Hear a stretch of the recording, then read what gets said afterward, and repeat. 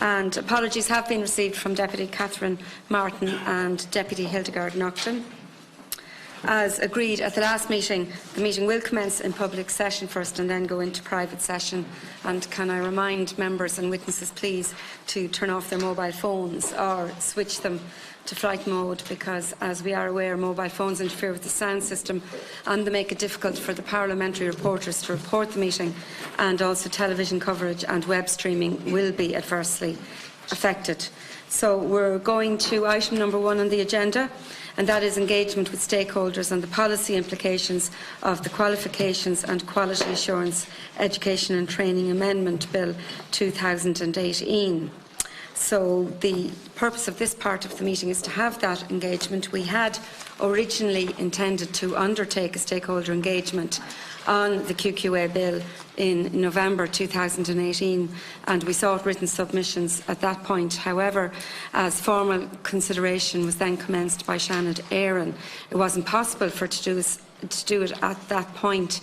So we did agree then to write back to those who had submitted written submissions, and that we did ask you for updated submissions. So many thanks for that. The QQI is very important. It provides services to 582 providers, 441 further educational and training providers, 52 higher education and training groups, and 89 English language training providers. So don't underestimate the importance of the work that we have to do. So on behalf of the committee, I would like to welcome the witnesses, and they are Dr. Jim Murray, who is Director of Academic Affairs and Deputy CEO of the Technological Higher Education Association, Mr. Lewis Purser, Director of Learning at the IUA, the Irish Universities Association, Dr. Oireachtas Halpin, who is Registrar for National University of Ireland, Tara Farrell, who is Chairperson of ANTHIS, Chris Anico, Manager of Study and Protect, David Russell, Chairman of Progressive College Network, Colette Godkin, Secretary of Unite the Union, John Connaughton, Training Services Manager for BIM, Brian Maguire from QQI, William, and I'm hoping I'm pronouncing this correctly, Bosang, Head of Higher and Further Education and Training Policy with the Department of Education and Skills, and Patrick King, who's Mediator to the English Language Sector with the Department of Education and Skills. You're all very welcome. The format of this part of the meeting is that I will invite you to make a brief opening statement, maximum of 3 minutes, and I would ask you to respect that, please, because we have 9 groups represented here, and that will be followed by members of engagement with the members of the committee. And bear in mind that to facilitate the progress of this piece of legislation, we will be having committee stage actually this fortnight. Before we begin, I wish to draw your attention to the fact that by virtue of Section 17(2)(l) of the Defamation Act 2009, witnesses are protected by absolute privilege in respect of their evidence to this committee. However, if you are directed by myself as Chair to cease giving evidence in relation to a particular matter, and you continue to do so, you are entitled thereafter only to a qualified privilege in respect of your evidence. You are directed that only evidence connected with the subject matter of these proceedings is to be given, and you are asked to respect the parliamentary practice to the effect that, where possible, you should not criticise nor make charges against any person, persons or entity by name or in such a way as to make him or her identifiable. And I also wish to advise you that any opening statements you have made to the committee will be published on the committee website after this meeting. And can I also remind the members of the long-standing parliamentary practice to the effect that they should not comment on, criticise or make charges against a person outside the Houses or an official, either by name or in such a way as to make him or her identifiable. So I would now like to call on Dr. Jim Murray to make the opening statement on behalf of the Technological Higher Education Association. Chair and committee members, on behalf of the Technological Higher Education Association and its members, I would like to extend our thanks to you for the invitation to your meeting today to discuss the Qualifications and Quality Assurance Education and Training Amendment Bill 2018. As indicated in its submissions of the 5th of October 2018 and the 31st of May 2019, THEA is supportive of the broad thrust of the legislation in 2 key respects. First, it holds out the prospect of strengthening the national quality assurance and qualifications systems in education and training by addressing a number of issues that have been identified as impeding QQI in fulfilling its intended statutory role.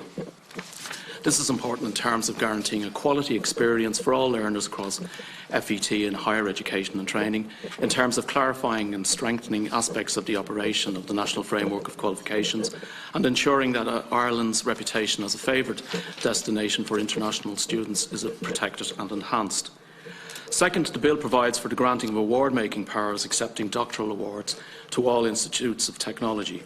In so doing, and together with the recently enacted legislation for the establishment of technological universities, it will pull all of the institutes on a more equal footing with the designated awarding bodies and create a more coherent quality assurance and qualification space amongst all public higher education institutions.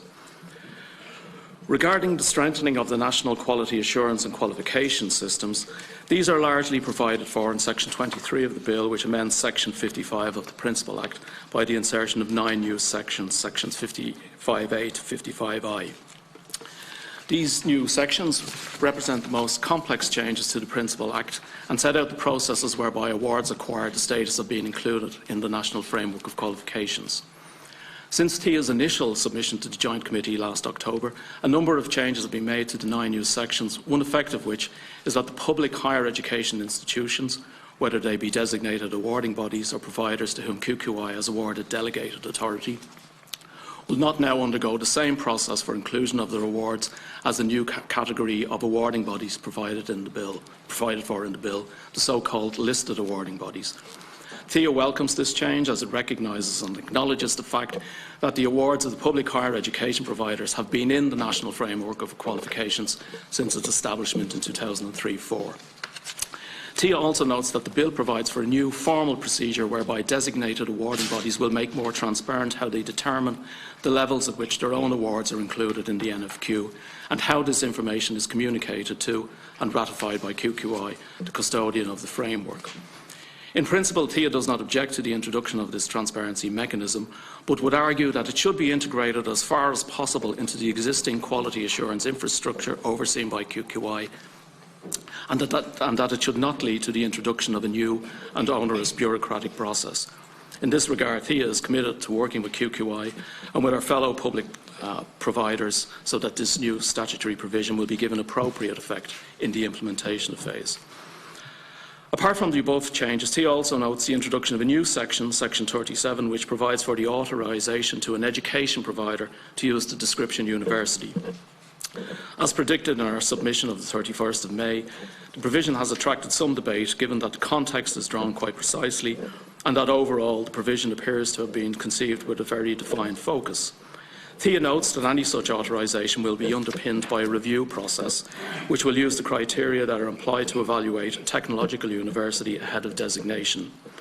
In general, this is a sensible approach, though it is not clear to the technological higher education sector why the critical initial criterion that is required of institutes of technology that seek technological university designation, namely merger, is absent in this particular instance. In conclusion, TIA makes these points as general observations and wishes the Joint Committee well in its deliberations on what is a complex piece of legislation. We'd also like to thank the Committee for its continuing support for the growth of the technological higher education sector. Thank you, Jim. And I now move to Lewis Purser, who is representing the IUA. Thank you, Chair, and thank you to the Committee for inviting us to meet you today. As per our previous correspondence dated the 4th of June, the Irish Universities Association welcomes this bill insofar as it proposes to address the issues that have impeded Quality and Qualifications Ireland from filling its intended role in relation to the quality assurance in further and higher education sectors. We particularly welcome the proposed provisions to facilitate the introduction of the International Education Mark, the establishment of a Learner Protection Fund, and the establishment of procedures to prevent the provision of advertising of cheating services. These are all welcome in order to ensure the highest standards of Irish education and to uphold our strong international reputation. There are, however, a number of issues in the bill we have raised section by section in previous correspondence. For the purposes of today, however, I'll concentrate on the most serious of these issues, which is contained in the amended section 53B3 and 53B4. which will introduce additional and unwarranted layers of duplication and cost, both for QQI and the universities and other designated awarding bodies. These amendments 53B and 55B3 and 55B4 mean that the universities and other designated awarding bodies will be required to notify QQI in writing of each of the awards by them. QQI will then express its agreement or otherwise with this and notify the university in writing regarding each of those awards to be included within the framework.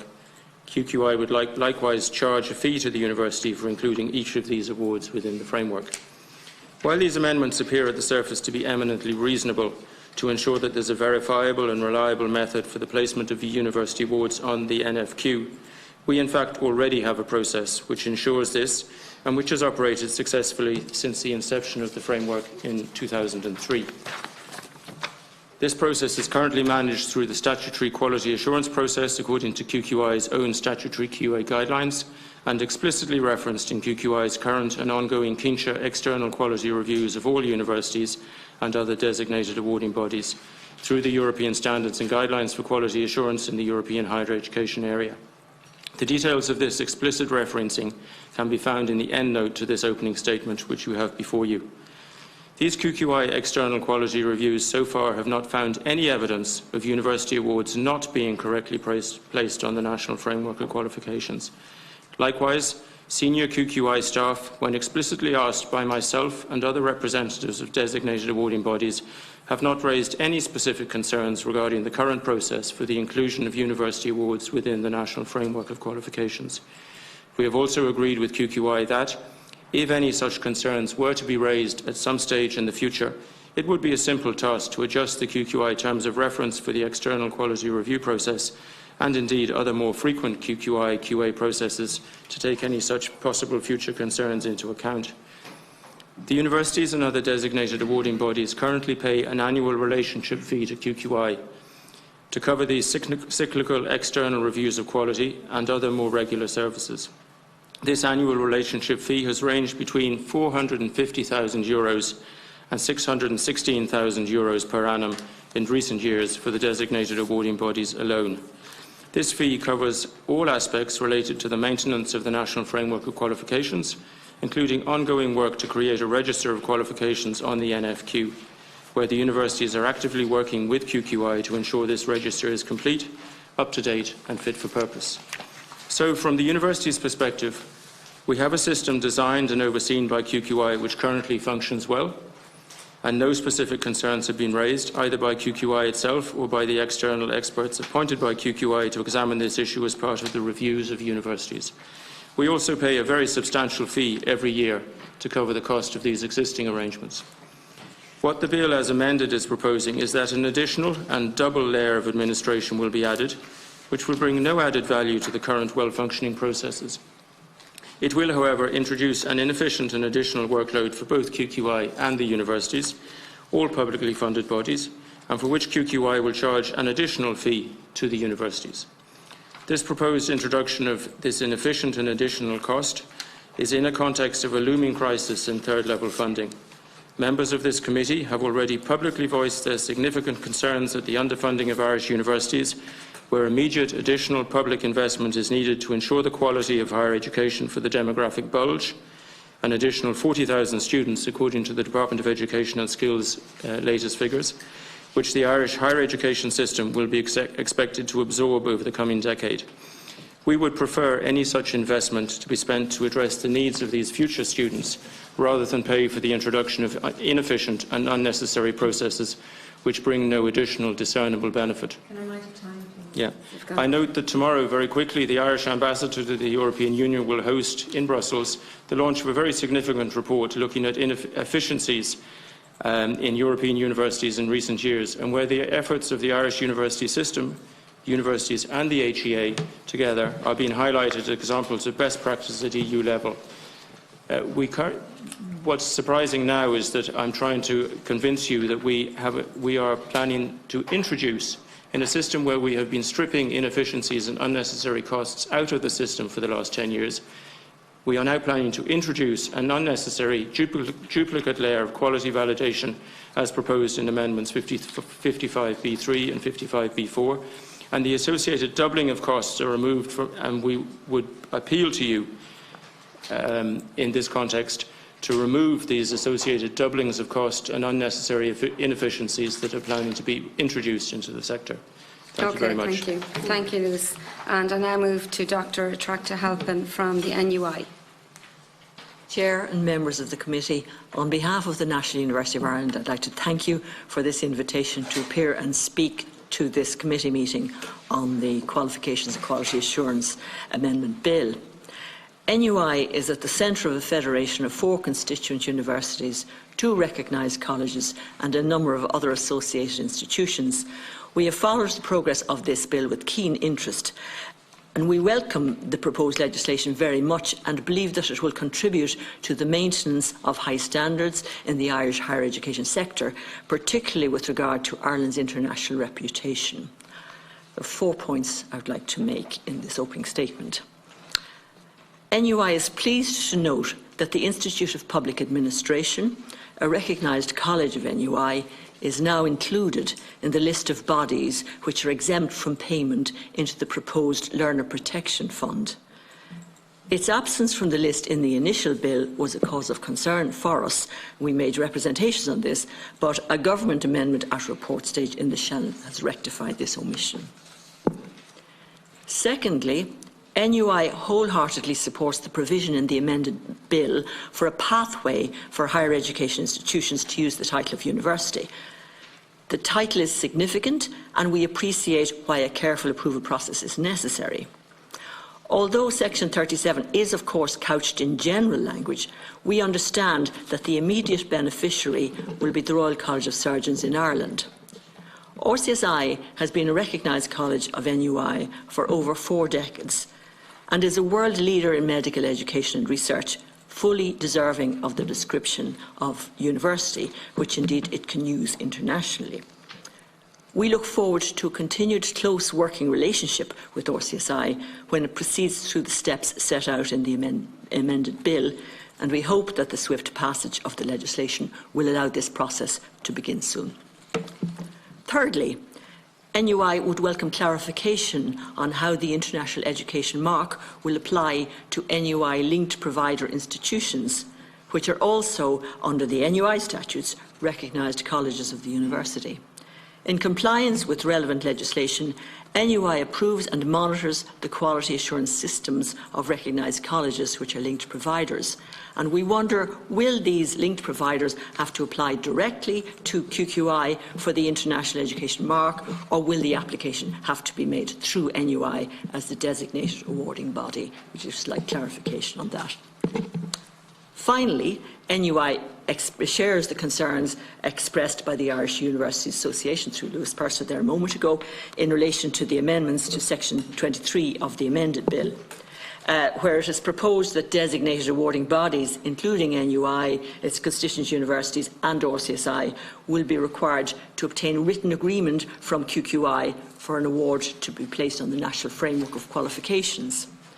Given its federal structure, NUI appreciates the importance of maintaining the standard of awards through rigorous approval processes. However, we are fully confident that the arrangements and processes in place for the maintenance of academic standards, for governance in its member institutions are very rigorous. The proposals, therefore, we believe, will introduce unnecessary administrative burden, new layers of regulatory duplication and new costs, which will be most unwelcome. They're my 4 points. We're very grateful for the opportunity to express these, and we wish the committee well in its deliberations. Thank you. Thank you, Oireachtas. And now I move to Tara Farrell, who's the chairperson of Oireachtas. Thank you very much, Chair, and thank you to the committee for the opportunity to speak at this meeting today. Oireachtas is a non-governmental membership organisation established in 1969 with over 400 members from right across the lifelong learning spectrum, and our mission is to advocate for the right of all adults in Ireland to access quality learning throughout their lives and to promote the value and benefits of lifelong learning. So the purpose of our written submission earlier on was to highlight what we see as the undesirable and harmful impacts of proposed legislative changes on community education providers. So just to provide a little bit of context for the committee, community education is adult learning which takes place in local community organisations right across Ireland, delivered by very professionally run organisations. The Aontas Community Education Network has 110 members across 24 counties, and the scope of community education is phenomenal. It addresses policy priorities, it supports participation in accredited and non-accredited learning, it is socially inclusive, and it supports the equality of access to education for underrepresented groups, particularly disadvantaged women and women that are economically inactive. So based on this contextual information, it's very difficult for Aontas and our membership to accept the ongoing funding and resource challenges that community education is placed under. And these are worsened by the proposals for the required payment into the Learner Protection Fund for community education providers proposed in this bill, and it's discussed fully in our written submission. And I refer specifically to Section 29 of the Amendment Bill, the amendment of Section 65 of the Principal Act. So we're requesting that not-for-profit community education providers be added to the list of providers who are exempt from the Learner Protection Fund. The current list includes many of my esteemed colleagues here, technological universities, Solus, Teagasc, the Royal College of Surgeons, to name but a few. And we do feel it's a shocking oversight that community education is not included in this.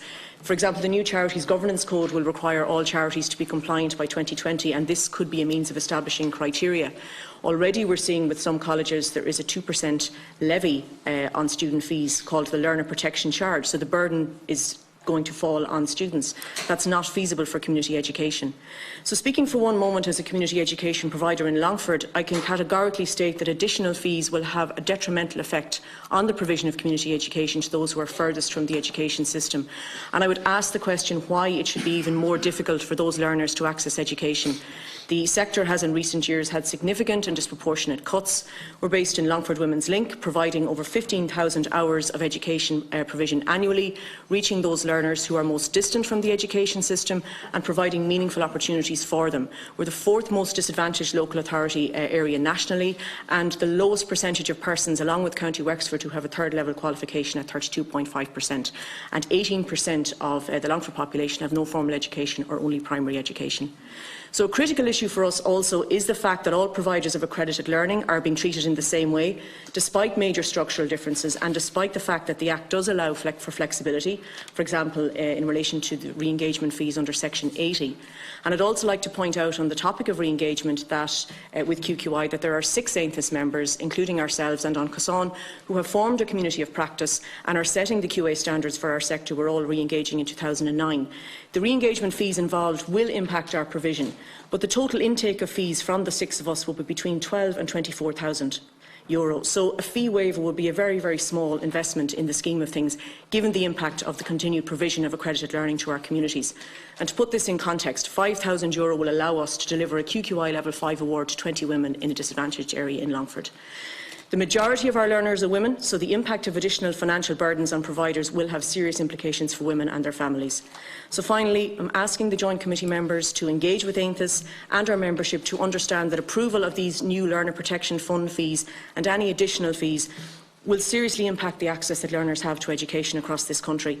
And just to note, we are wholeheartedly committed to learner protection. It's at the centre of our provision, but our issue is with the exclusion of community education from the list. And particularly in light of the Joint Committee report on education equality and disadvantage just published in May, funding is specifically mentioned. Conclusion 3 discusses the fact that funding for adult and community education is sparse, and there is a recommendation to support community education to achieve that parity of esteem. So that seems a little out of odds with some of the proposals in the bill.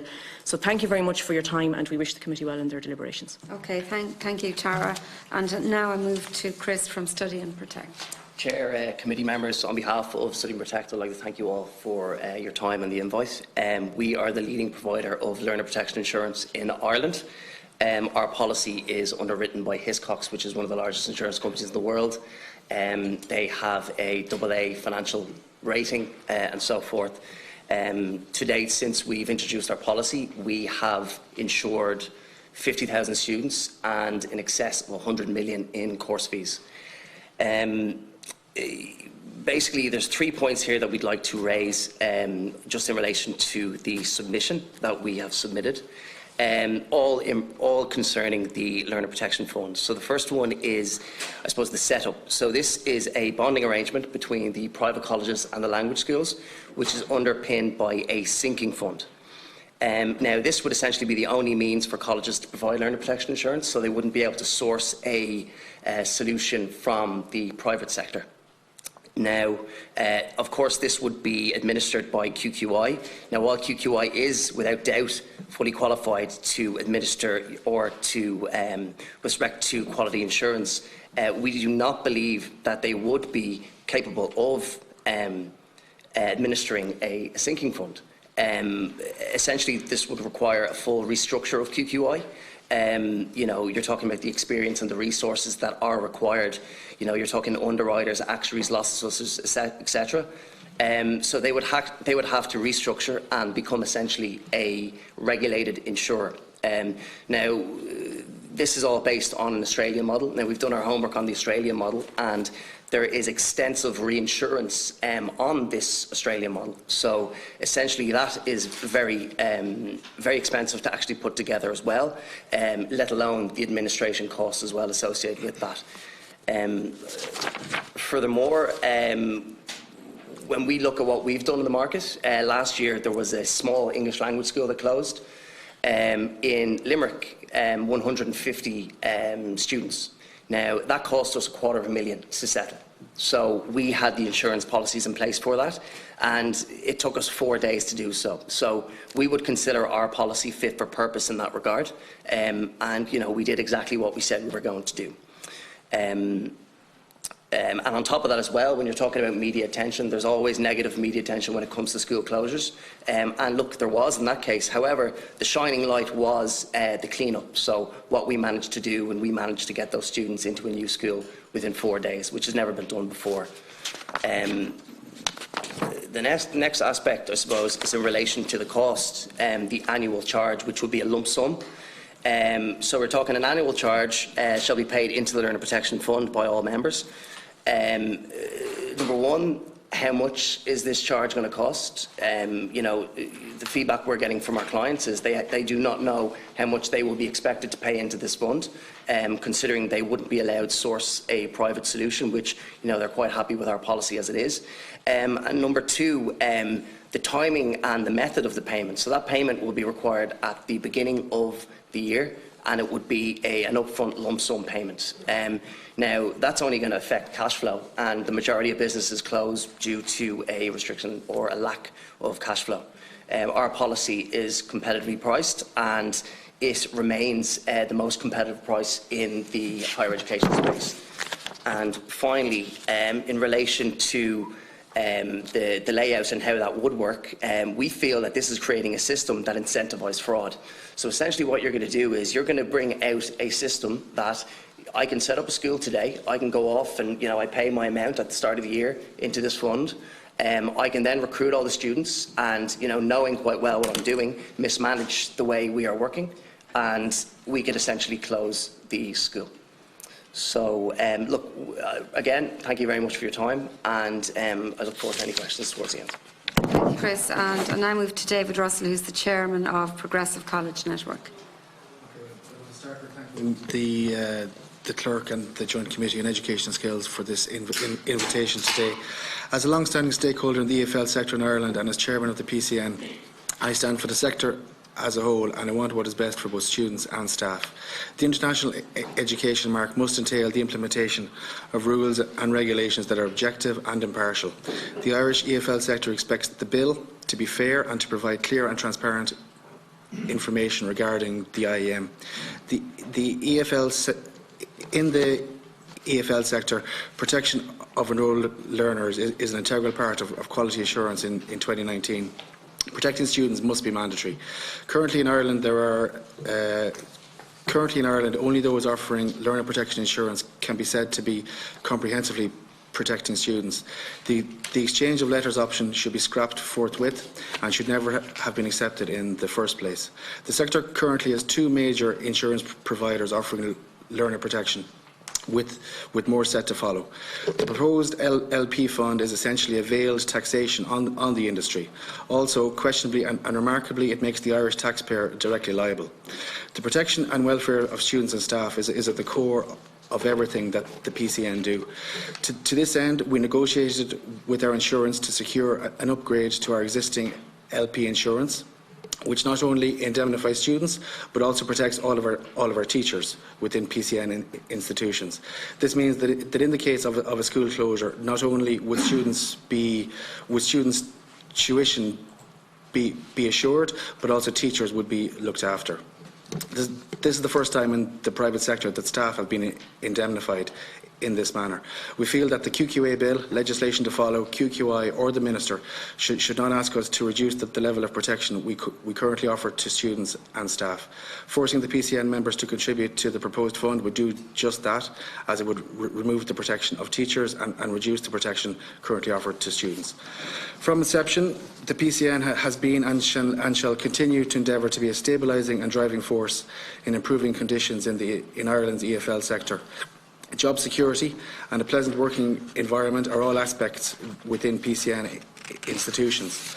We have engaged fully with Mr Patrick King, appointed by the Minister of State for Higher Education, to look to improving employment conditions for teachers. We await the publication of Mr King's findings, but remain resolute in our endeavour to continually improve. I would request to be included in any process or procedures which may follow from Mr King's findings. The focus has to be on allowing Irish businesses to flourish and thrive. The EFL sector in Ireland is in a great position to reap the rewards of offering top quality English language tuition in our beautiful country. Ireland is in a prime location on the edge of Europe and unlike our closest neighbours within the EU. It is time for the ELT sector in Ireland to move to the next level. Thank you very much for your time. Thank you, David. And I now move to Colette Godkin, as Secretary from Unite the Union.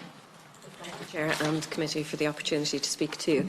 I'm the Secretary of the English Language Teachers Branch of Unite the Union, and I also work as an English language teacher and a teacher trainer here in Dublin. Unite made a submission, which you have before you, on the QQA bill, where we raised a number of concerns regarding labour issues.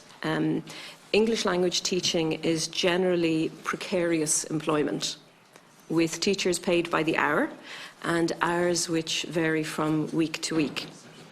Within the sector, there are vast disparities in pay, and most importantly, teachers are only paid for their time in the classroom, which means time spent preparing classes, dealing with paperwork and correcting students' work is unpaid. As a result, teachers sometimes earn less than the living wage. That said, teaching English can be an immensely rewarding profession, where we have the opportunity to make a real difference to our students' lives in terms of their work and study opportunities. And many of our students go on to study in higher education here in Ireland. So many teachers would like for this to be their lifelong career. But unfortunately, the English language teaching industry in Ireland has been characterised by employment abuses, such as overuse of fixed-term and low-hour contracts, in some schools lack of contracts, no entitlement to sick pay, discrimination against teachers who are not native speakers of English, and unfortunately the targeting and harassment of union members. Some union members have seen their hours cut, and in some cases they have been fired for union membership. And of course, as we know, this is completely illegal. But as a precarious worker, you may hesitate to stand up for your rights when it can cost you your livelihood. And this is why we welcome the quality assurance standards in the QQA bill and the amendments which have been introduced regarding the international education mark, ensuring that if a school wishes to operate in Ireland, they will be obliged to abide by Irish employment law. However, we do feel that the IEM needs to be underpinned by further supporting legislation which will address this culture of disregard for workers, which sadly pervades what could be a world-class industry. Unite has been happy to engage with the mediator Patrick King and with the mediation process, and we look forward to sitting down with the employers with the aim of reaching a comprehensive agreement on these matters such as stable hours, secure contracts, sick pay, pay scales, union recognition and other issues, such as sudden school closures, which have left teachers out of work and with unpaid wages. We are seeking a sectoral employment order, but we are prepared to explore in good faith whatever statutory instrument is best for our members and for all teachers. So, in conclusion, in relation to the QQA bill and potentially other legislation, what teachers are asking for is simply strengthening of our rights as workers so that we can continue to do the work which we love in a stable and ethical industry which respects us and which allows us to make a living, to keep a roof over our heads and to provide for our families. So thank you for your time and thank you for the opportunity to speak with you here today. Thank you. Thank you, Colette. I would make the point that as a committee here, we're only dealing with the policy implications of the bill. And employment law is incredibly important, but it is another committee that will be looking at employment law. That's not strictly speaking for ourselves, although obviously we're very conscious of the impact and implications of it. I'm now going to move to John Connaughton, Training Services Manager with BIM. Okay, thank you, Chair. Deputies and Senators, BIM welcome the opportunity to meet with members of the Joint Committee this afternoon to assure you that BIM is actively re-engaged with QQI on a new quality assurance system that will cater for the provision of seafood industry training. BIM Skills Strategy 2018 to 2020 will deliver a structured career path through the vision of lifelong accredited learning to create a professional educated talent pool for the sector. The investment in training, with support from the European Maritime Fisheries Fund, EMFF, will create an increasingly skilled and more professional workforce that creates value. BIM promote best practice regarding safety and working conditions and protect the Irish seafood sector's reputation through training to deliver high standards of seafood safety management. BIM provide targeted training, access and funding where needed to drive skills development at all levels in the sector. The agency provides business mentoring and leadership to the sector where needed to drive skills development at all levels in the sector. Skills training for the industry will equip fishers, fish farmers and seafood processors to take advantage of market opportunities and create value. BIM has developed and delivered seafood industry training programmes for more than 40 years and is a QQI recognised provider, initially agreeing its quality assurance with VTAC in 2006. The training programmes are specifically aimed at those working in the seafood industry with specialised training offered to the sea fishing, aquaculture and seafood processing sectors. Training is available from ab initio QQI Level 3 on the framework to higher diploma at QQI Level 8. Modern facilities in the National Fisheries College of Ireland in Greencastle and Castletownbere are supported by mobile coastal training units around the coast. Work, practice and supervised experience on training vessels, fish farms and fish factories are augmented through innovation in seafood business development at the BIM Seafood Innovation Hub in Clonakilty in County Cork. All BIM is monitored through the Administrative Hub and Quality Oversight function based in BIM HQ in Dún Laoghaire. I would like to thank the members of the Joint Committee today for updating us on the passage of the Qualification and Quality Assurance Education and Training Amendment Bill currently before the Dáil. I would also like to thank the Chair and members for inviting BIM to consider updating, amending or withdrawing the submission we made in October 2018 based on the latest text of the bill. Having examined the latest version of the bill as passed by Senator Byrne, there is no substantive reason why we would alter our submission, which we restricted to 3 specific sections of the bill, and we are happy to leave it stand. Therefore, we will not be making an updated amended submission.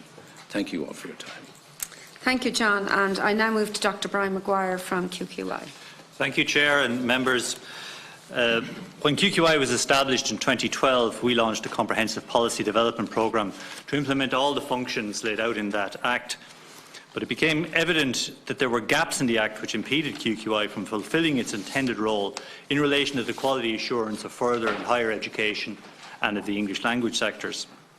So we engaged with the Department at an early date to discuss changes necessary to make QQI fully operational. The amendments proposed in the 28th Bill are intended to enable QQI to discharge all of those functions and to respond to newly emerging threats. Many of the amendments proposed were informed in consultation with QQI stakeholders. Education and training in Ireland operate within an international environment. Students come from overseas for English language and higher education. Irish graduates take their qualifications abroad. Irish providers seek to offer qualifications of overseas awarding bodies. Persons from outside the state own and operate schools in this country. Those are good things. Unfortunately, it's also the case that international networks of crooks facilitate cheating in our institutions through internet-based essay mills. This international context provides one of the common threads motivating many of these amendments.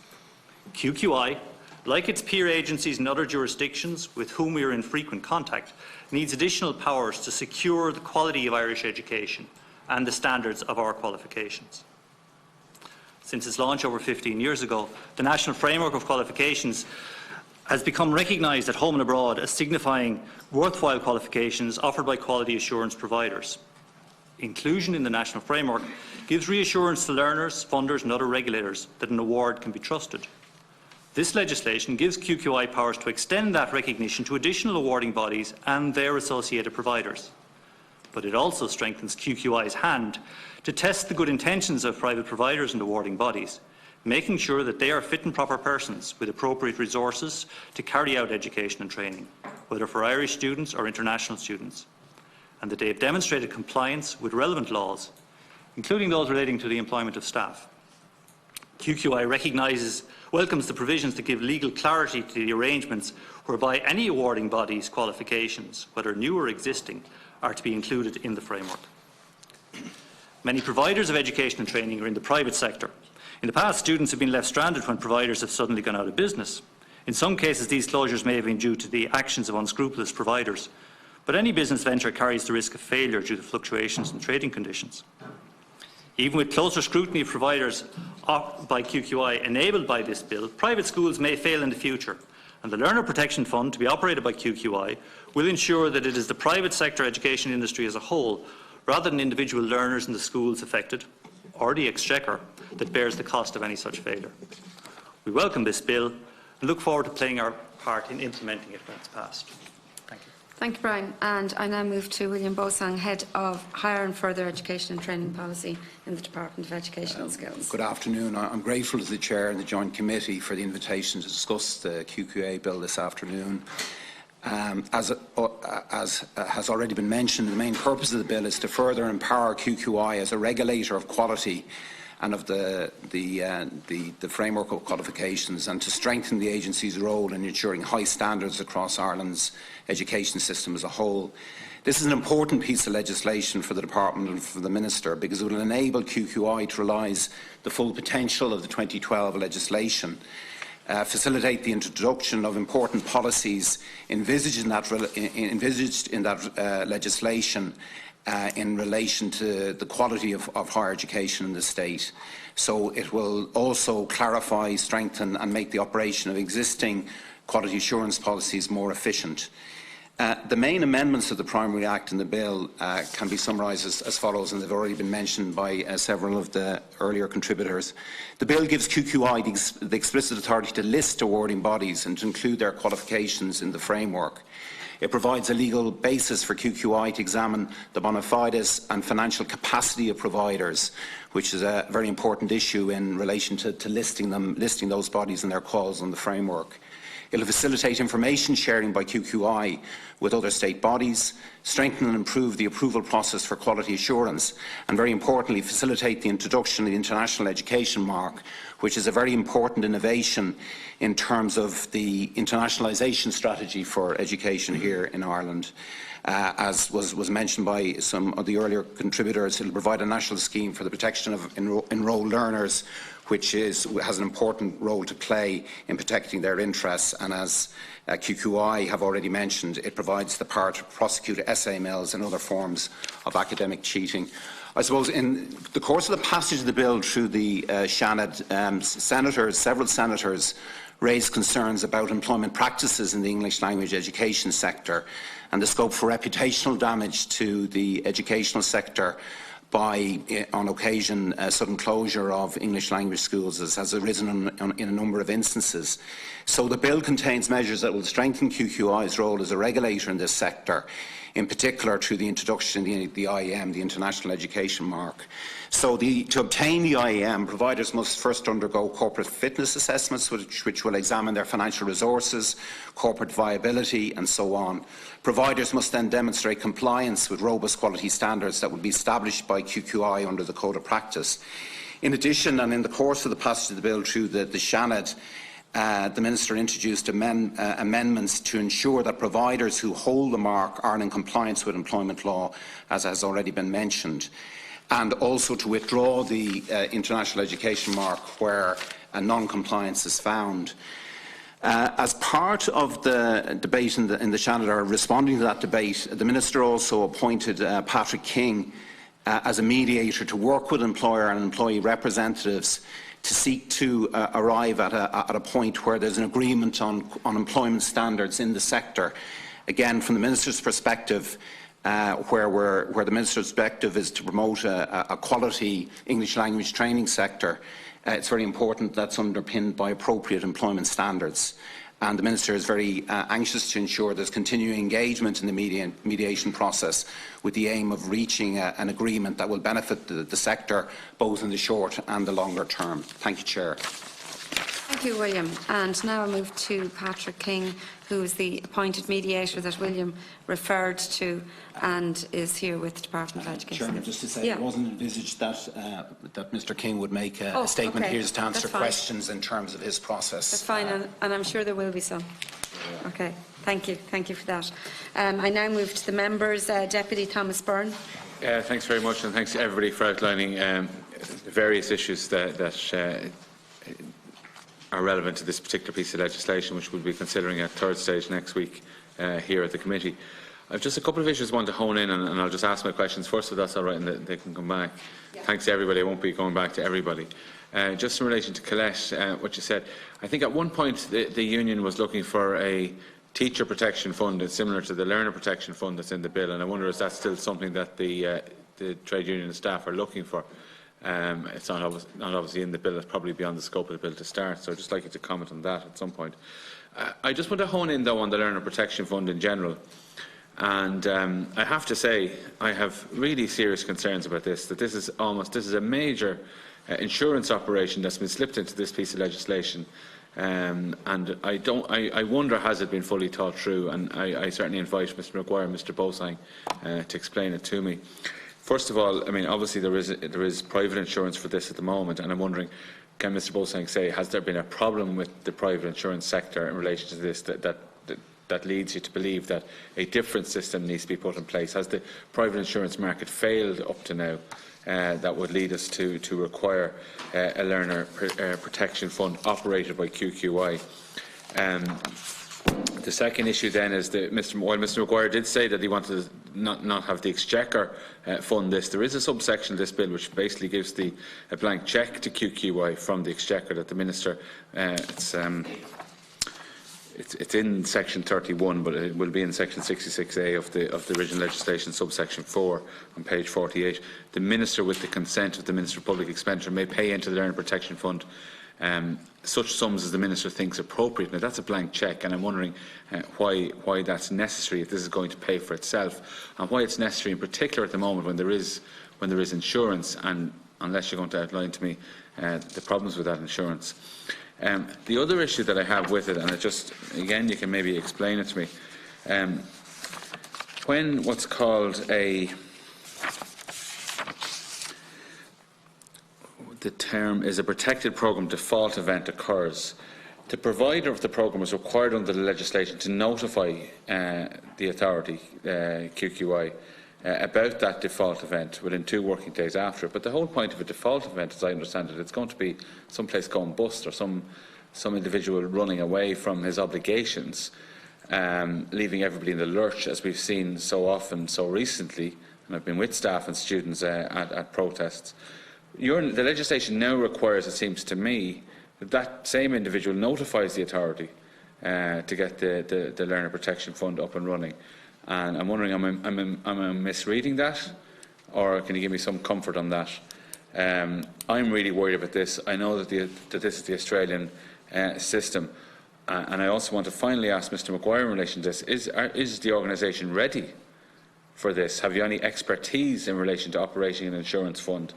And if you haven't, what steps are you taking to ensure that you're going to be able to do this particular work? Because it's a brand new operation. I've never seen it before, where the state takes over the role formerly provided in the insurance market. I mean, we could, for example, with car insurance. There are other countries who have a state mutual no-fault model where we all pay into a system and then the state pays out. Like, why are we deciding to do this here when we're not deciding to do it for car insurance? Now, there could be very simple answers to this, and I'm willing to take them and listen to them, but it just hasn't been explained to me that this whole issue has gone under the radar, and I absolutely accept that we need to protect the reputation of Irish education and to do everything possible for that. But I certainly... I'm worried about this, and I wonder why Mr. King is here. It would be very useful, and he hasn't given an opening statement. If he could give us an update on his general progress on the very important work that he's doing in response, I think would be very useful. Thanks. Okay, thank you, Deputy Byrne. Deputy O'Sullivan. Thanks very much, Chair, and can I welcome everybody here today and thank you for your submissions. And indeed, I think we should thank those who gave us previous written submissions as well that we didn't call before us because they generally hadn't updated their submissions. And I suppose that does bring me to the point of why we're doing this now. Ideally, the committee wanted to do this a lot earlier in the process, but because the bill was referred to the Seanad very quickly, we didn't have the opportunity. So I think it's important to state that, because we're very late into the bill at this stage. Obviously, we only have now, we've had second stage in the Dáil, we've had all of the Seanad stages, and so all we have now is committee and report stage for Dáil members. But nevertheless, I do want to welcome some of the strengthening of the bill that happened in the Seanad, and to ask you some questions around what we might still be able to do on some of the issues you're concerned about. And maybe I'd start with the AINSIS presentation, because I do think that that community education shouldn't have to pay what is relatively substantial money for that sector. And I know already the issues around the re-engagement fees, etc., have put a lot of pressure on that sector. So I don't know if it's possible at this stage. Obviously, we can submit amendments, but maybe if you'd like to, elaborate a bit more on the effect on your sector of being included in the Learner Fund. And then to go to the issue around employment law, and I take your point, Chairperson, that we're not strictly responsible for employment law, but the Minister's speech in the Dáil last week, she did specifically refer to it, and she also referred to Pat King's appointment, and I welcome that. And like Deputy Byrne, I would be interested to hear from Pat as to what progress is being made, because it does seem as if there has to be agreement around this from the different people involved in terms of the employment law rights. I understood from the Minister anyway that if there is agreement, then it will be subject to employment law. But just to get some clarity, I suppose, on exactly how that will actually work. And again, I take your point that maybe all the employment law bit of it doesn't apply to this particular committee, but it is in the bill, so I think we need to get the answers. The other issue then, the issue that, again, that Deputy Byrne has just raised around the fact that essentially it's the good operators in the system who will end up, paying the cost of the bad operators, if you want to put it that way. Now, I know there's a lot of tightening up now in the whole system around how English language schools in particular can operate, and obviously they can't do the kind of things they did in the past. And I suppose I should acknowledge to some extent I was involved in the early stages of this. But at the same time, with the international education mark, I presume that the standards will already be high, so that, and maybe the Department of Education or QQI can answer this as to, whether you expect that this actually will need to be, what kind of a size of a fund will it need to be? I mean, if we already have fairly strict procedures around being registered for the mark, because I think that's something we need to know. Are we talking about substantial amount of money that the sector will have to pay? Are we talking about relatively small amounts of money in comparison to what's in the sector? And I think Mr. Anako makes a fair point around, is there some kind of encouragement in this to people to, it'll be okay because even if I do something wrong, somebody else is going to pay the cost? And is there an issue around why the state is taking this fully on itself? And if, you know, people already have private insurance, how are they affected by the new regulations? And finally, can I just ask, there was a point raised by the university sector, particularly Mr Purser, in relation to what appears to be, and also Mr Murray talked about the transparency mechanism, and Mr Purser raised the issue around having to duplicate to some extent in terms of registering with QQI. Just maybe if QQI or the Department of Education could answer that as to whether, you know, it's necessary to put this extra requirement on that particular sector. Thanks. Thank you, Deputy O'Sullivan. Deputy Funchion. Yeah, first of all, thanks everyone for the presentations. There's 2 points I wanted to pick up on, which have somewhat been mentioned already, but just in relation to the community education, I would fully support your call for an exemption, and I'm not sure if that's something we can do as a committee, or do we get the opportunity now to say directly to the department since they're represented here, but that definitely should be included. And I thought your presentation was excellent in terms of how you spoke about women. We have a great history in this country of always negatively affecting women and children. Whenever there's cuts to be made, they're always the ones that suffer the most, and community education is key to getting people either progressing in a career to getting into the workforce in the first place. And I just don't think we can put a value on that. And I've come across the Longford Women's Link through different work I was doing with the early years sector and the childcare workers, and it is, you know, the work they do is invaluable, and I definitely think if others are entitled to an exemption, then as a committee we should definitely be supporting that call. I nearly thought I was reading that wrong when I saw it as well, because I was thinking that couldn't be the case, but you clarified that for me, just to say that I think probably everybody here would support. I'd be very surprised if they didn't support your call for that. And in general, like, we do say a lot of things in here, and you made that point yourself about how we want to try and support community education, and now is our chance to actually do something proactive about that. The other point I just wanted to touch on was in relation to the unions, and look, we come across those stories all the times as well of people, you know, they're taken on in September, let go in December, taken back on in January. You know, you can't have any quality of life if that's going to be your work environment. You're not even seen as a permanent worker. So we would just obviously support, and we've dealt with yourselves in the past, and I welcome the fact that there's a mediator now present that will hopefully look at this and resolve a lot of those issues. Thanks, Chair. Thank you, Deputy. Senator Gallagher. Yeah, just briefly, apologies, I had to step out from our meeting. Some of the questions that I was going to raise have already been raised by other members, but just in relation to Mr Purser's point there, which I heard before I had to go, I would be interested in what the department's viewpoint on that is. You seem to make a very reasonable point that there is unnecessary, perhaps, duplication, and I wonder what the department's thoughts are on that at a time when, as he said himself, resources are finite, and I just wonder, what's your department's viewpoint on that, and can that be avoided? Thanks, Chair. Thank you. Senator Gavan. Again, I want to apologise as well for having a previous engagement, so I was a little bit late coming in, but have obviously been following this topic very closely. My concerns would revolve around the whole workers' rights aspect of it. I've come across first-hand horror stories of what's happened in this sector. It just occurs to me that, and I'm really interested to hear what Mr King has to say in relation to this, it just occurs to me that without a commitment to union recognition, we're really not going to move in the sort of way we need to ensure a safety net for everyone, for staff and for those studying. And I just want to understand, is that likely to happen? Because if it isn't, there's going to be still a massive hole here in this sector. And it's a sector that, for better or worse, has a really poor reputation when it comes to how staff are handled. Precarious work is the predominant theme. So I'll just be interested to hear the update from Mr King and any other views, because I'd like to think that everybody here could agree that union recognition should be a cornerstone of respectful relations between staff and the organisations they work for. Thank you. Thank you, Senator. And just a few comments and questions of my own.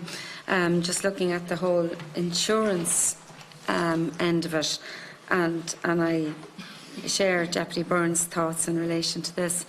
And I'm just wondering, is there an anti-competitiveness element if the insurance is essentially going to be taken out of the shall we say, the wishes of the operators?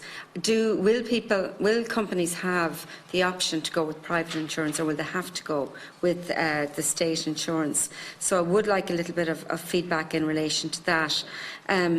Chris, you were talking about, protecting the students, and within 4 days that you were able to get them into other schools, which was great, but protecting the teachers again is every bit as important.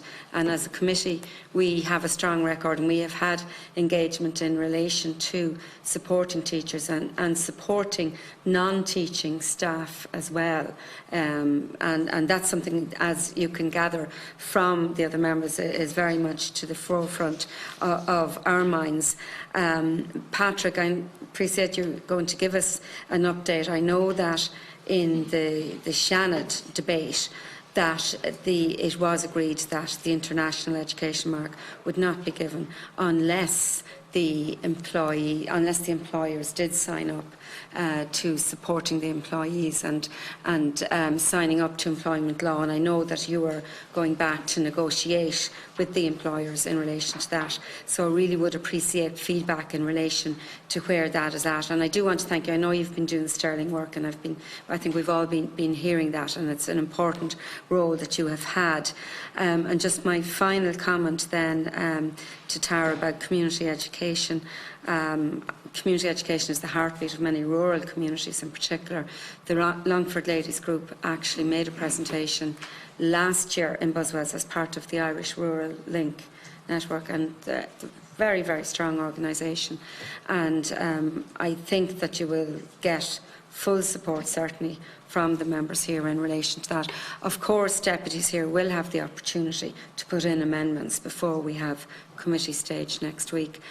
We normally, at a stakeholder engagement, we do ask the witnesses if they would like to send us on any further material, but because of the time element, we're probably not going to have that at this stage. But we certainly will have an opportunity, and as Deputy Funchion said, there's no doubt that we certainly all would all support that. So I'm going to go back now to the stakeholders for feedback, and maybe I would start with Brian. Maybe you could address some of the issues that have been raised. Sure.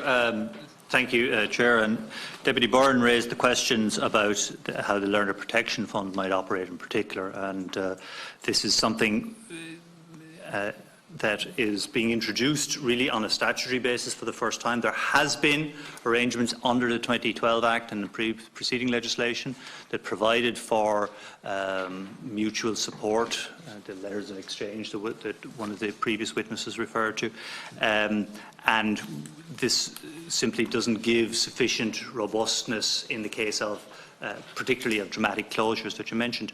The reason why the 2 days notice is there is because not all closures are dramatic. Some businesses wind down in an orderly fashion, businesses fail and schools have to close, and if that's the case and a provider in good faith gives us notice of that, then the fund could be drawn on for that purpose. How would the fund have been set up, and does QQI have the capacity to administer such a fund? Our proposal is that while QQI will have a monopoly of establishing a national fund, the procedures whereby we administer that will be subject to procurement. So we'll be procuring the necessary professional services in specialised areas that are outside of our standard area of operation in quality assurance and qualifications. But nevertheless, because providers are being compelled to have insurance, because QQI has a range of other engagements with those providers, whether it's the capacity to check on a statutory basis their corporate bona fides, their compliance with the various laws, including employment laws, and those kinds of powers which really don't exist for an ordinary insurance company. And we also have ongoing monitoring functions in respect of the education and training that's been delivered in those providers, whether they're English language or private providers of higher or further education. We have additional information, if you like, that can be used to judge the ongoing risks that the fund is being exposed to, which wouldn't be available to private sector insurers. Can I just follow up on that? Sorry, and I don't want to delay the meeting. So what you're proposing to do is have an insurance policy in place, but one that you through public procurement, decide who provides it. Mm-hmm. So instead of being like motor insurance, where there's a legal requirement to have a policy of insurance, you're going to say there's a legal requirement to have the policy of insurance that we provide. Would it not be just simpler to have a legal requirement that insurance be in place, and let the market dictate that then? Would that not just take all of the administrative hassle out of it? No, I'm not here to represent the insurance companies. I don't think I've met them in connection with this. They've certainly communicated with me. Yeah. But I have to say, everyone that I mentioned this to or has mentioned, they just cannot understand why the state is taking on this responsibility. The state is taking on the responsibility because the state is taking on the responsibility of regulating these entities and getting the information around how the entities are performing and operating in a situation where, particularly for the international side, the national reputation is exposed. It's not just the individual students or the individual colleges. And so there's a public interest in ensuring that there is a fund that can be there. And this is the arrangement that, as we say, has been introduced in our competitor jurisdictions in the Anglosphere, like in Australia and New Zealand. But New Zealand is a whole different insurance model anyway. Like, you know, I don't think you can compare New Zealand to here. But anyway, sorry, I won't go into that. No, that's fine. Does anybody else want to ask Brian a supplementary on this one, because it's important? The amount of money that might be required by the people who have to pay. Well, at this stage, we haven't got an estimate. We have, because we don't know how many of all of the schools are going to be coming into this scheme at one point in time. So we don't know how quickly we're going to roll out the scheme. And that would be part of the procurement of such a service, would be to get some actuarial advice on the funds that would, the level that the fund would need to be set up at. Does QQI employ actuaries? Not at present, because we don't have any such function. That's what I would have thought. Like, I mean, it's, Chair, the representative of the insurance industry wants to. I just see Mr. Anako indicating as a matter. Yeah, absolutely. Well, he'll be speaking anyway. So. I want to ask a further question too. Can I just one brief one? Yeah. Has there been a failure in the insurance market up to now? I suppose is one of the questions I asked that would lead you to believe that the state would be required to intervene. Well, I'm happy to respond to that. Okay. I mean, you can take it as given that these provisions weren't included in the bill lightly. There's a significant reputational issue and safeguarding the interests of students issue that arises here. There were arrangements put in the previous legislation. The QQI rep Brian has already referred to them. They're complex. Whether they would meet the needs of a significant failure or set of failures in the sector is open to question. They provide for a refund of fees, but we're interested in students being able to continue their studies. There is situations where smaller providers, QQI, has had to assist them because they had to withdraw from programme validation because they weren't able to meet the costs of insurance. I suppose what I'm saying in a roundabout way is the assessment we've come to, and you can't be definitive about this, there's a market failure here, and the state in that situation is responsible to step in, particularly in a scenario where the state is taking a much more active role in regulating the sector and regulating the quality sector. And I think it's relevant to the question posed by Deputy O'Sullivan, the moral hazard issue. And I suppose, and we'll have to see how it plays out. But because the IAM is a quality standard, you would certainly expect into the future, if regulation works, there would be less failures than there was in the past, because I think colleagues passed me a list. I don't have the numbers to hand of the numbers of schools that have folded. Maybe Brian has them to hand over the last extended period. A very significant number of schools have closed. And it's certainly not the assessment of the department, and having looked at it closely and worked closely with QQI on this, that we're satisfied that the financial arrangements would deliver in the event of a significant number of programmes ceasing.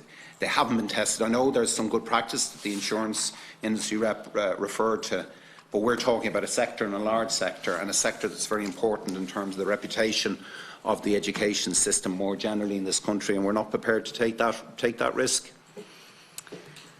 Do you have supplementary? Yeah, but you're asking the state to take on the risk. The state is taking on the risk because the state values the reputation of the sector, as compared to a situation that we've seen play out over the years where large numbers of schools have folded and students have been left stranded, and we've been scrabbling around looking for responses. And the state takes risks. I mean, if you look at deposit insurance, the state takes risks. So, I mean, you can absolutely be very clear, Deputy, this isn't something that the Department ministers agreed lightly or without adequate consideration. It's a step that's been taken because of the importance, the risks that are there, and the importance of maintaining the reputation of the sector. I mean, the IUA rep talked about the funding of the higher education system, and as you know, a large measure of the recovery in the income of the higher education system has been international fees. And I think it's an open question whether that will be maintained in circumstances that the reputation of Ireland Inc. in education was damaged by large numbers of closures in the English language training sector.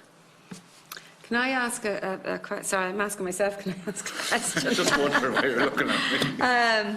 Just again going back to this, in the light obviously of a procurement process and the fact that one company will have the monopoly of the insurance, how long is it likely that that contract would be in place?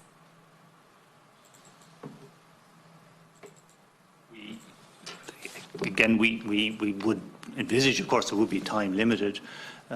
We haven't got any guidance in place at the moment for that, but it would be sufficiently long to enable them to be able to justify the cost of investing in the actuarial predictions and so on, but sufficiently limited so that there wouldn't be an incumbent effect that would then make it impossible for to repeat procurement, re-tender it after a period of time. I guess for these normal kinds of services, something like 4 or 5 years would strike me as being likely to be the sort of median, but we haven't tested that market yet. And I am assuming, you know, based on the question that I asked earlier, then that it's absolutely mandatory that this would be the insurance that companies wouldn't have, or institutions wouldn't have, the option to go to the private market. Well, that's one of the differences with the current system, because the current system, there are a number of different options, as William Bolsang said here, that we have options from mutual cover, as well as paying into funds, as well as putting up a bond. Of course, the whole idea of a fund like this is the pooling of the risk. By having a single national fund, you get a bigger pool, and so that should reduce the cost overall. Okay. I'm going to let Chris in. I know he wants to come in, and obviously he has experience in this area from the other side. Yeah, too. thank you very much. Just one thing, and it's all about the information the insurance company obtained from the client. We conduct an extensive auditing process, so it's basically an underwriting process where we will go, we'll get the accounts of the company, the lease agreements, any tax clearance, CVs, business plans of the company. We'll then sit down with our in-house actuaries, underwriters and Hiscox, who are essentially the underwriter, and we will then determine the risk that is basically that we're opening ourselves to. And then what we'll do is we will then go ahead and put a rate to that risk, and we will give it to the client. Now, our rate at the moment is, especially in the higher education space, it's the most competitive rate out there at the moment. So our rates are in and around 2% of course fee per student. They're purchased on a gradual basis throughout the course. So it's, you know, as your student enrolls, you buy it. It's not a lump sum payment at the start of the year, which is going to cripple you, you know, cash flow wise.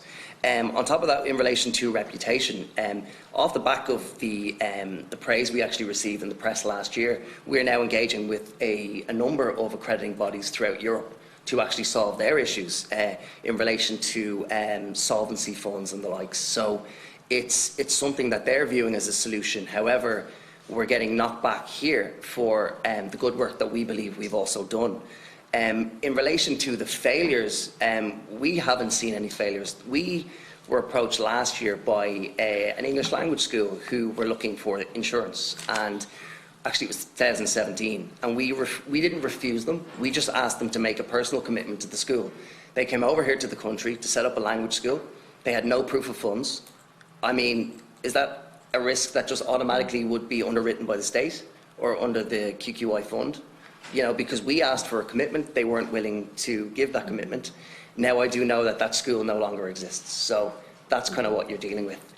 But in relation to the holes in the sector, we believe that the insurance models that are currently out there, and we're not the only ones, and as a broker, we're constantly being contacted by a number of underwriters who are looking to get into this space. The only deterrent is what's going on here, which is this overlooming national fund. So, yeah, in relation to the holes in the sector, there is a bunch of providers that actually, you know, that wouldn't have something like this in place. However, the providers or the clients that we deal with, both on the English language space and the higher education space, are completely secure. I mean, the whole concept of insurance is transferring risk. Hiscox have hundreds of millions of reserves readily available at any one time, and that's what their job is. So even if there was a school messing around, Hiscox have put their name to that school to say if anything happens, all students are covered, and that could be the transfer of, you know, a transfer of the course to a different provider to, you know, teach out the remainder of their course, or a full refund of all fees paid. So that's the difference. And again, it's transfer of risk. It's not like you're putting a course fee into a fund. You're putting a fraction of a course fee into an insurance policy. All students receive a policy certificate, and in the event of a closure, they have a number that they call, they contact us, and we have OSG, well, they're now called Sedgwicks, who have a disaster model in place where we have 350 staff over in Sedgwicks, and we have 65 staff in O'Driscoll O'Neill, so Study and Protect, to assist in all closures. So we believe that is, you know, a suitable number, or, you know. And what about the teachers then in the case? So again, this policy was, we introduced this policy in 2016, just after all the closures. The big one was Eden College in the English language space, and there was a handful in the higher education space. So this policy was designed for the students only. However, it is something that we do want to get involved in. We do want to create a, you know, some sort of solution for the teachers. The only problem is, are we treading on redundancy? What actually are we insuring? But we're completely open to insuring teachers, by all means. It's just, you know, if somebody comes to us and tell us what they want, that's exactly, I mean, if O'Driscoll O'Neill and Study and Protect, our history is coming out with niche products. We're the first provider of learner protection in Ireland. We also created this Medicover policy, which is medical insurance for international students, which is now a statutory requirement, and all the universities, you know, take it up. Now, we're in the High Court on that for another matter, but yeah, so it's all about creating a niche product, and that is something that we can indeed do. Okay, no, take those points, and thank you for that. In terms of, I don't think redundancies would come into it for teachers. It's really just about, you know, continuance of income. And we did see, obviously, situations where teachers had been owed money and just didn't get it, which obviously impacted, like, you know, just hugely on their livelihood. I'm going to go to Patrick King now. Patrick, sorry, could Mr. Bolzang just answer Deputy Funchion's question really about the community education, why that's included and why they're not exempt? Okay, yeah. Parliament, working through Solus, is strongly committed to supporting community education. I think the development of the next further education and training strategy will provide an opportunity for further engagement, which actually I'm sure has been ongoing on Solus's part in looking at this important part of the further education and training sector. First of all, there's no obligation on providers to engage with QQI, so it's only when they want to have the programme validated that they would have to contribute to the Learner Protection Fund.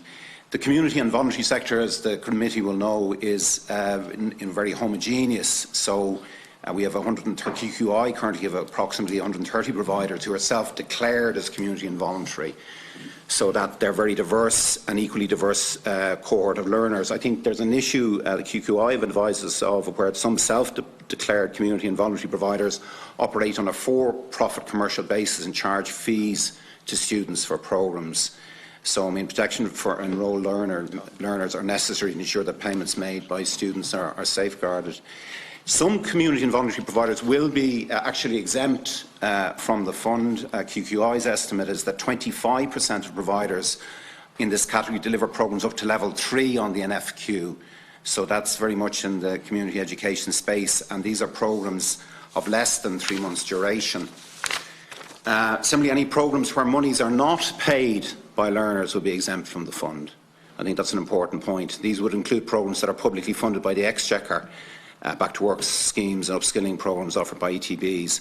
So PL charge will only apply when a provider accepts monies from or on behalf of a learner in respect of a programme with a minimum duration of 3 months. And there will obviously be further engagement by QQI with stakeholders on the development of criteria in relation to the Learner Protection Fund. And QQI will be required to undertake periodic reviews of the fund. So I hope that information is of benefit to the committee. Could we just get that clarified, because I didn't get it all. Are you saying that if the person that is in a community education programme that is above level 3, that they won't have, if they're not paying, that then there is no charge to the community educator? Is that correct in what you said? Yes, if there's the fund is to protect, to reimburse students for monies paid. If they haven't paid over any money, then they're not paying it. It doesn't come into it. As Ms. Bolsang said, if it's paid for by the Exchequer, if it's paid for some kind of EU project, if it's paid for, then there won't be any need to reimburse the students. Well, a lot of them are under community organisations, yeah. Yes. And in some cases it's the ETB sector provides the teachers. In exactly. those situations, are you saying that they wouldn't have? No, there wouldn't be any learner protection fee in those cases. Actually, in the ETBI submission, they did say that they would ask for a very defined transition period and transitionary arrangements. And I think that would be really, really important in it. Patrick, I'm going to ask you now to address the committee, please. Thank you, Dr. I was appointed as mediator last January by Minister Mary Mitchell O'Connor, and my terms of reference were to explore the scope for agreement on minimum employment standards leading to some form of registered employment agreement, statutory agreement of some form. All the stakeholders were written to, and that was the providers, employers, and the trade unions who are involved. A difficulty at the beginning was that there is no single management representative body. One organisation called Marketing English Ireland, MEI, represents about 66 schools, but it is a marketing organisation. It doesn't see itself as an employer body. Their initial reaction was not to get involved in the process, but subsequently they did become involved and are now, certainly I've met them on several occasions. A second group, Progressive Colleges Network, who are represented here today, now they were involved from the very beginning and were very positively disposed towards the process and are supportive of an outcome, a positive outcome, and they remain so. There's a third group, which is an informal group of employers who are engaged. They're not affiliated to any organisation, but they're engaged with me. I convened meetings of providers at kind of public meetings in Dublin, Galway and Cork. The meetings were attended by over 90 people representing schools, and there was a wide variety of opinions expressed at those meetings, which I'll give you a taste of some of that in a moment. On the other side, I've met with the trade unions who are active in the English language schools. The main trade union that is active is Unite, the union, who are represented here today. and I met with senior officials in Unite and with the branch. They have a union branch in Unite. I also met with SIPTU. SIPTU are involved in some of, to a lesser extent, in some of the university colleges that are providing English language courses. And I met with the Congress of Trade Unions. Obviously, you won't be surprised, the trade unions and Congress of Trade Unions are very supportive of a destination that provides statutory protections for employees in English language schools. That doesn't surprise us.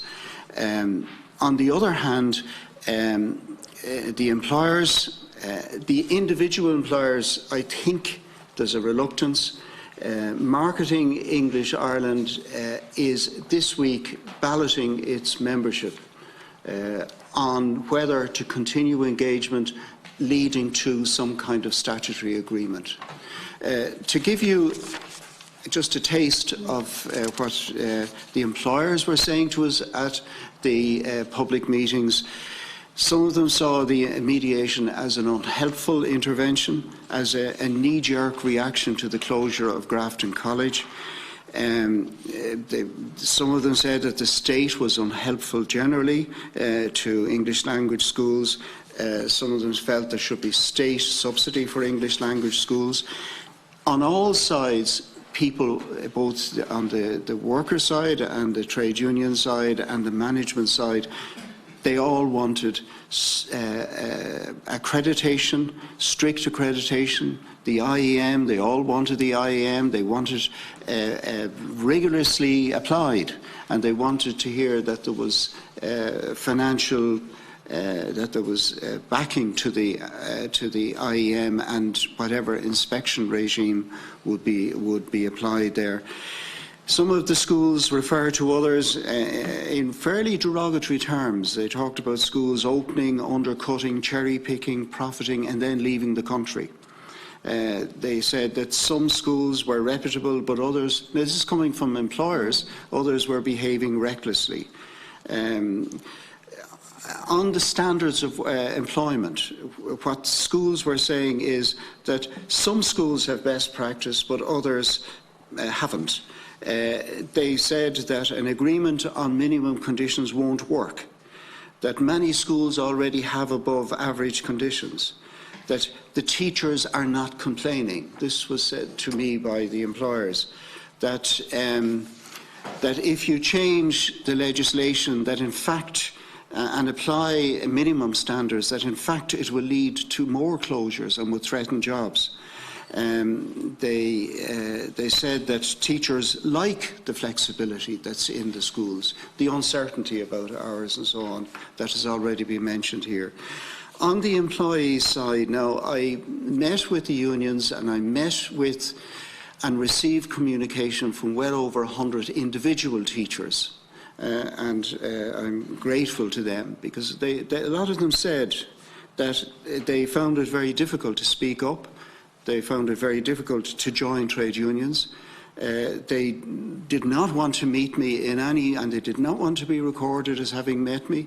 They did not want their they did not want to be identified. They wanted standards of inspection. They complained about the pay. They said they were all, most of them, on short contracts. They were saying things like, nobody in my school is permanent. A lot of them said they were on 0-hour contracts now. The legislation has changed in the meantime, but some of them are still saying that the legislation is not being applied to them. They said their hours are changing without warning. They face unstable conditions.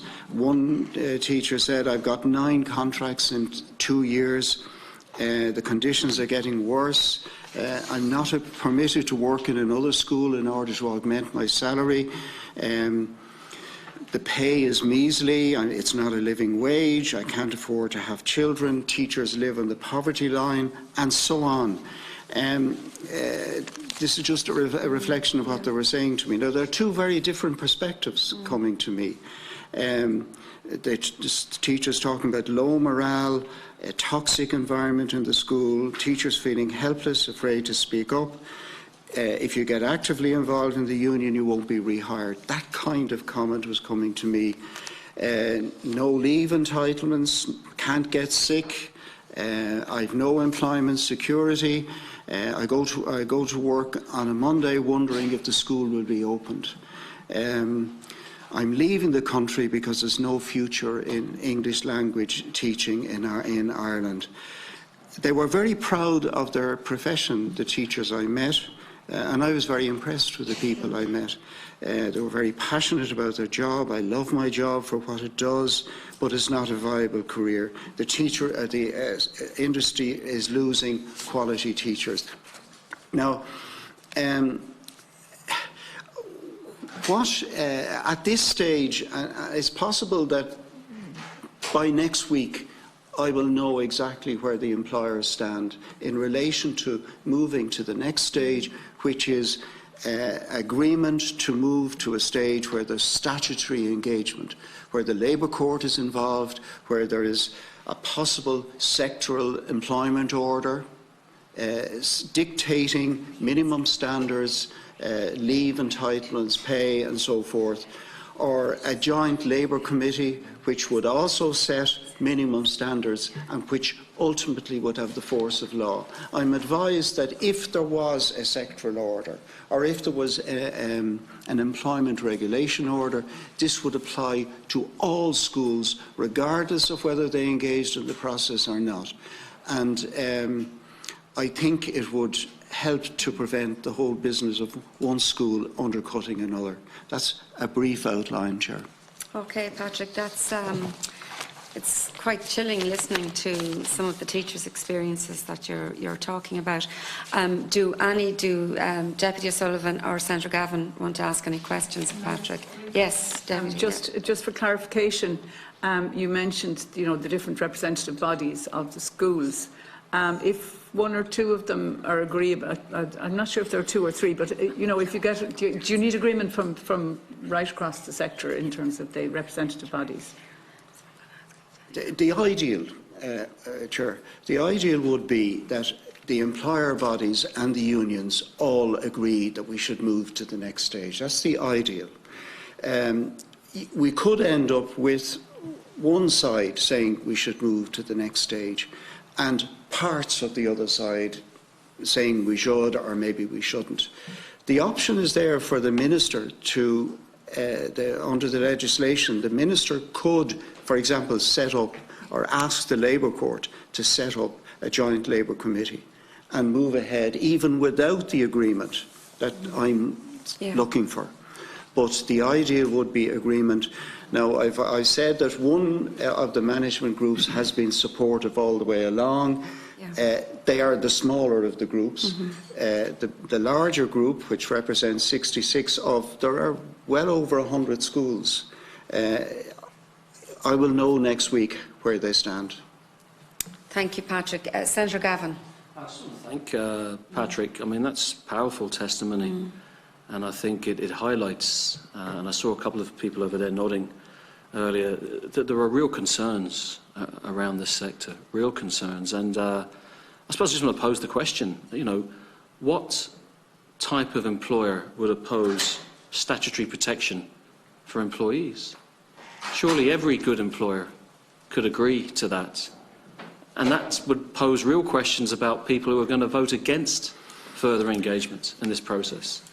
I just want to compliment Mr King for just shining a light on both sides of the equation, and fair play to the Progressive College Network for taking a positive stand. It'll be a very poor reflection on the other organisations if they fail to join with the Progressive College Network and do what needs to be done for this sector. Thank you. Just before, I was just reflecting. I had said earlier that we wouldn't be taking any further submissions from anybody because we have a short time frame. But the fact that you feel that you may be in a position by this time next week to have a clearer vision of the way forward in terms of the engagement, I think would be very useful for us as a committee to have a written statement from yourself prior to our committee taking this legislation in 2 weeks' time. Would that be okay with you? Well, my terms of reference, Cathaoirleach, is to report to the Minister. And I accept that, I'm not quite sure on the technicalities, therefore. And I certainly don't want to put you in an awkward position. What we will do is I will ask Alan to, as clerk to the committee, to write to the Minister and to say that it would be helpful for us in our committee engagement to have an up-to-date position at that point in time. Deputy Byrne, we've had the opportunity to engage a little bit. No, but is there any supplementary that you want to ask? On to that Patrick, issue, no, just to thank him for all his work. Okay, thank you. I'm going to go back and please don't feel under pressure to make another statement, but just if you would wish, because I know Chris is the only one that I went back to here, but if there is something pertinent that you want to add to the questions that have been asked or to the statements, you may. Yes, David. I just wanted to clarify this in relation to the protection of the teachers. Chris was our insurer, but he's not anymore. Our current insurer, our teachers are insured. If there was a situation, not only would the students be looked after, but also would the teachers. And also, just to clarify, the larger group that Mr. King made reference to, they currently have no learner protection whatsoever. They're exchanging letters, as they have been for the past, I don't know how many years. So I think learner protection has to be mandatory, and I do think that the insurance method is a superior method to do it. Okay. Thank you, David. No. Sorry, the insurance method is superior to this proposal. Yeah, but not necessarily through the department. Commercial Mandatory. insurance. Commercial insurance is better. That's what you're saying. I just want to clarify. That's all. That's what I'm saying as the owner of a school and as the chairman of the Progressive College Network. Yeah. Thank you. Tara, you wanted to comment? Very briefly, and to thank yourself, Chair, and Deputy O'Loughlin and Deputy Funchion for your specific comments on community education and its support, and I do appreciate Mr Bosang's comments, but I still think it's important that it be listed as an exemption.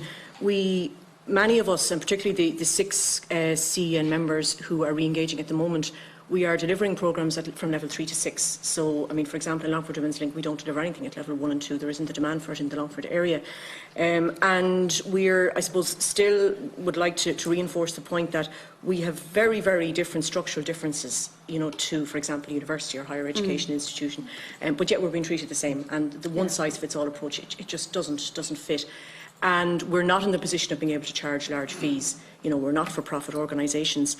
So, for example, when we're talking about revalidation fees, and I do accept that you're not obliged to pay fees until you revalidate your programmes, but we are obliged to revalidate our programmes. We're obliged to re-engage if we want to be a QQI provider. And we simply don't have a secret pot of money ready to pay those fees. It's something that's going to have a huge impact on our provision and ultimately will impact on the learners. So I'd like to thank you very much for your supportive comments. Thank you, Tara. I'm going to go back to you now, Patrick. Thank you, Cathaoirleach. It's just quite obviously the teachers who communicated with me would be people who are distressed by the position they're in. I think that's fair.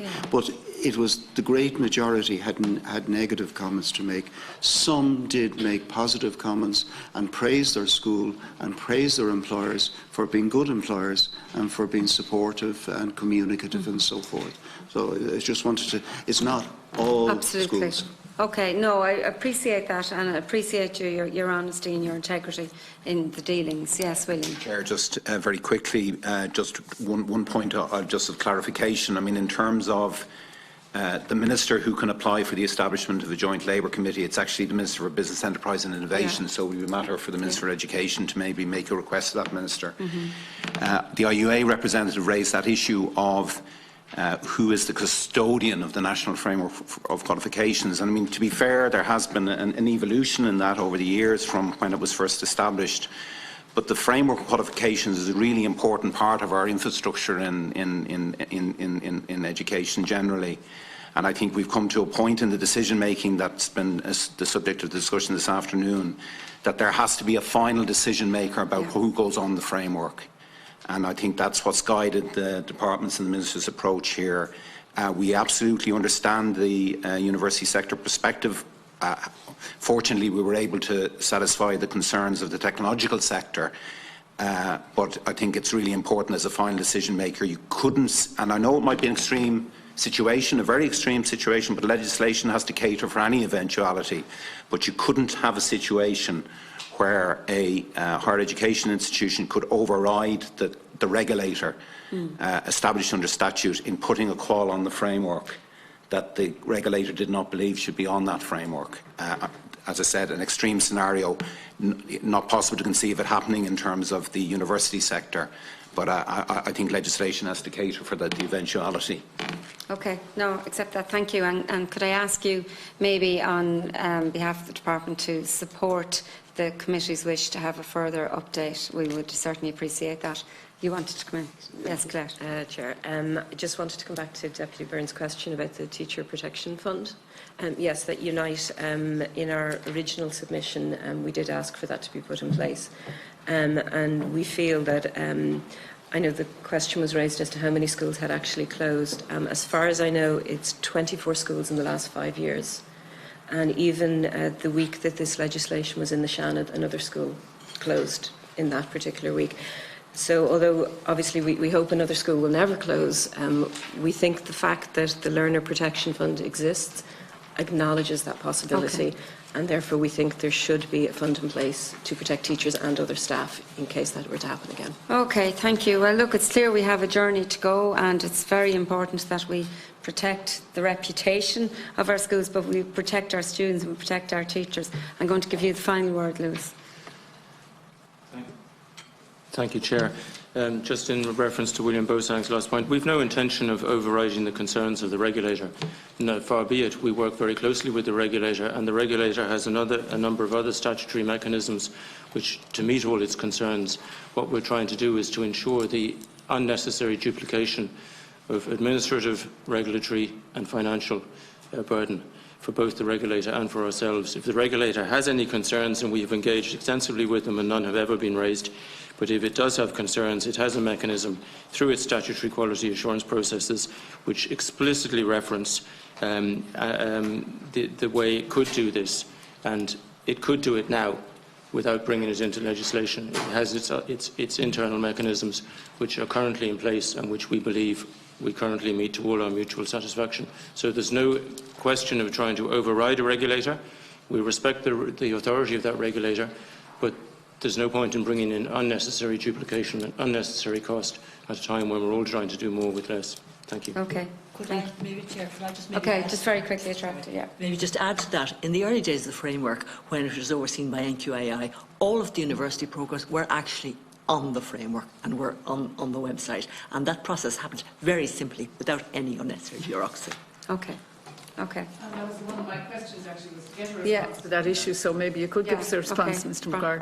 And that's exactly what I was going to say, that far from duplicating the bureaucracy, the intention is that instead the arrangements, the administrative arrangements for obtaining information from the universities and other designated awarding bodies about what qualification they have in the framework, that this will be put on a statutory basis to eliminate any uncertainty about the legal standing of those awards in the framework, because the framework has acquired additional regulatory responsibilities, for example, in relation to the international education mark and so on. So it's not a duplication, it's a replacement with statutory certainty in place of what has been an emerging agreed basis. Okay, thank you. Thomas.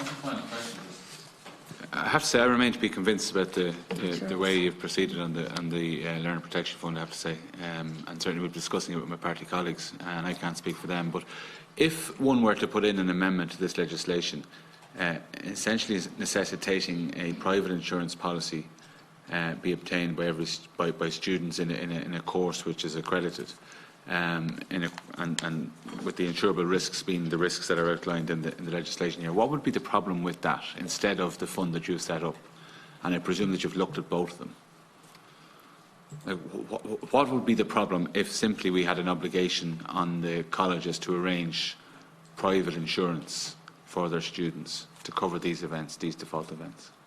the insurance would be of the provider rather than of the individual students. So it's in that sense it's rather different than say the health insurance question, which has also emerged. That the individual colleges, they are, if you like, the risk that's being insured against in this instance. Yeah. The risk is closure. Sorry, yeah, but that each individual would be insured, whatever way we do it. That's just the question I'm asking. Rather than through a private insurance. The difference is whether it's through a private insurance or whether it's through the state-backed arrangement that's provided in the legislation. What would the difference be from your point of view? Do you mind? Or? Well, the difference is, I suppose, whether it's a single insurance pool that works across the state. That's one difference. Second difference is the other regulatory functions that QQI and information that arises from our quality assurance and monitoring of the providers that informs our understanding of the risk profile that would be associated, including the emerging risk profile as it changes over time, because we have a number of statutory engagements in addition to the one specifically relating to learner protection with each of these providers. How many students they're registering, how they're graduating, and so on. So we've got additional flow of information that we have around students' practices in the institutions. And has the department engaged with the Department of Finance in relation to this? I'm not aware. I don't know the answer to that. In terms of the insurance section in the Department of Finance, like the insurance people. I'm not updated on that question. I can certainly communicate that information to you. Okay, lots of room for thought. Yeah, no, lots of room for thought. But look, I would like to thank all our witnesses today for your time and for your valuable contributions. And I think it was a really good opportunity to have this. As I said, we wanted to have it last November and we didn't have that opportunity, but it was still important to have it at this point in time. And it certainly will assist us as a committee in our formal consideration of the bill, which is scheduled for the 2nd of July 2019. So we are now going to go into private session. So I'm